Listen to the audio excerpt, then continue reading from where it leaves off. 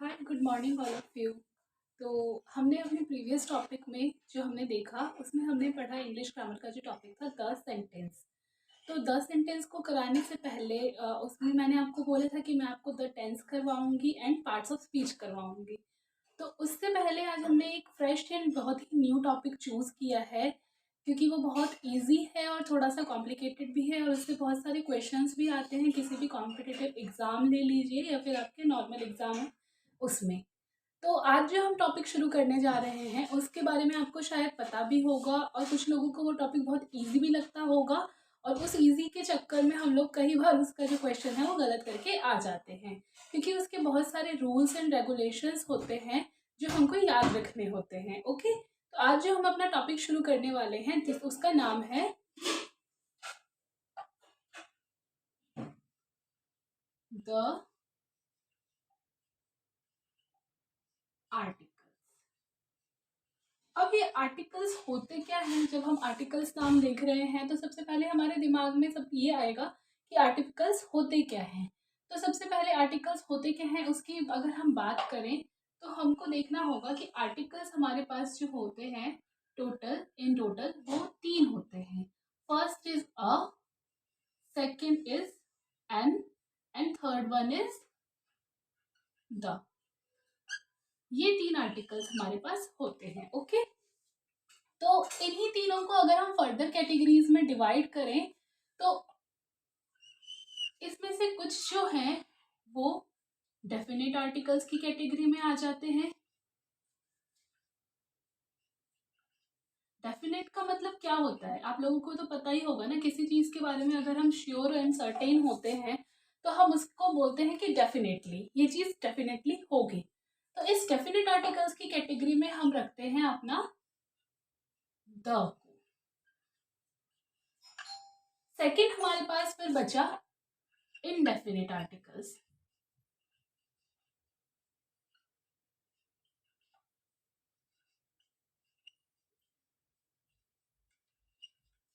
तो ये जो हमारा अ एंड एन, ये दोनों वर्ड्स जो हैं ये हमारे इनडेफिनेट आर्टिकल्स की कैटेगरी में आ जाते हैं। अब हम इसको यूज कैसे करें इसको फर्दर, उसके लिए हमको बहुत सारे रूल्स एंड रेगुलेशंस होते हैं जिसको फॉलो करना पड़ता है। उसके बाद ही हम आर्टिकल्स को जो है वो सही से यूज कर पाते हैं। तो इसके यूजेस से पहले आपको वॉवेल्स, अगर आपने बचपन में याद किए होंगे vowels and consonant, English alphabet को अगर हम वॉवेल्स एंड कॉन्सोनेंट में डिवाइड करें तो 26 टोटल इंग्लिश अल्फ़ाबेट होते हैं।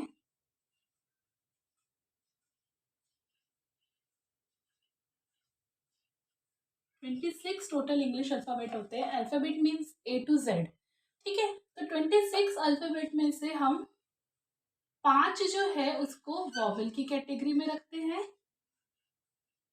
और बाकी जो 21 है उसको हम कॉन्सोनेंट की कैटेगरी में रखते हैं। ओके, तो ये 5 वॉवेल कौन से हैं उसके बारे में अगर हम बात करें तो हमारे जो अल्फ़ाबेट्स हुए ए, ई, आई, ओ एंड यू, ये 5 जो हैं ये हमारे वॉवेल्स होते हैं। और इसके अलावा इन पांचों के अलावा जो 21 बच गए वो हमारे कॉन्सोनेंट की कैटेगरीज में आते हैं। तो अगर हम इसको फर्दर पढ़ें वॉवेल्स को,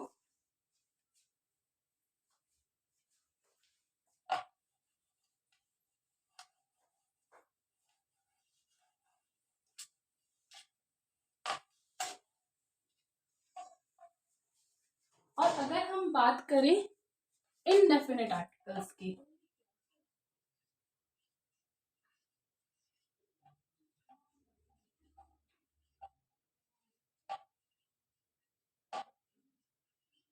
तो हमको इतना तो पता चल गया कि हमारे पास 2 इनडेफिनेट आर्टिकल्स होते हैं, that is a and N.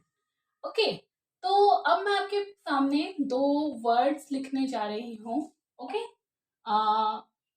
First one is dash cow and second one is dash apple।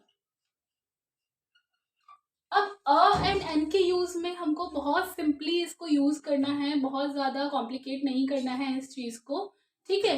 तो हम अ का यूज़ कैसे करेंगे और एन का यूज़ कैसे करेंगे, उसके लिए हमको देखना पड़ेगा सिंपली हमारा जो नाउन दे रखा है या फिर हमारे पास जो भी सब्जेक्ट या वर्ब जो भी दे रखा है उसका फर्स्ट लेटर। बाकी हमको कुछ भी नहीं देखना है, सिर्फ हमको फोकस करना है इसके फर्स्ट लेटर पे। ओके। और इसके फर्स्ट लेटर को हम नोटिस करें तो काउ का फर्स्ट लेटर जो है वो सी है। तो सी जो है वो आपका कॉन्सोनेंट की कैटेगरी में आ गया, यह भी हमने पढ़ा था ना। तो जो हमारा फर्स्ट लेटर है अगर वो कॉन्सोनेंट की कैटेगरी में आता है तो उसके साथ हम यूज करते हैं अ वोवेल का। ओके। और अगर हमारा फर्स्ट लेटर जो है सब्जेक्ट का या फिर नाउन का वो अगर वोवेल की कैटेगरी में आता है तो उसके साथ हम एन का यूज करते हैं। ओके। इतना आप लोगों को आई होप समझ में आ गया हो। ठीक है। इसके कुछ एक्सेप्शन भी होते हैं, उसको हम आगे रीड करेंगे। बट ये जो है ये इनडेफिनेट है, मतलब ये सर्टेन नहीं है, ये कोई भी कॉमन चीज नहीं है। ठीक है। सॉरी, कॉमन चीज है, तो इसके साथ हमने अ एंड एन का यूज किया। अब अगर हम द आर्टिकल की बात करें, मीन्स डेफिनेट आर्टिकल्स की बात करें,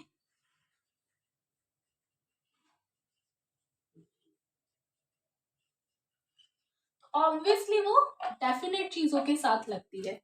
तो डेफिनेट चीजें हमारी क्या होती हैं? फर्स्टली अगर हमारा जो सोलर सिस्टम की हम बात करें, अगर मैं लिखूं सोलर सिस्टम,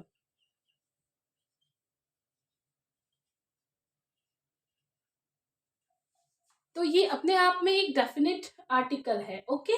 तो ऐसी चीज जो एक ही हो या फिर क्वालिटी बताएं किसी भी चीज की, या फिर वो डेफिनेटली सिर्फ उसी चीज की बात की जा रही हो, उसके अलावा और किसी चीज की बात उसमें ना की जा रही हो।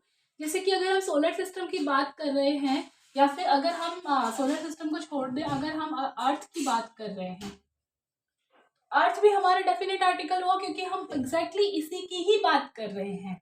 हमारा अर्थ इसके अलावा कोई और भी नहीं है, हमारा सोलर सिस्टम इसके अलावा कुछ भी नहीं है।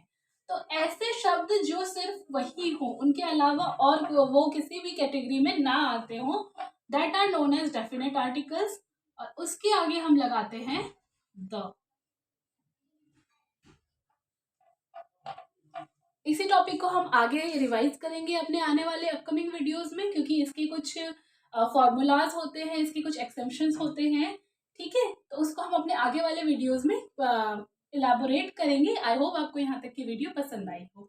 Thank you so much.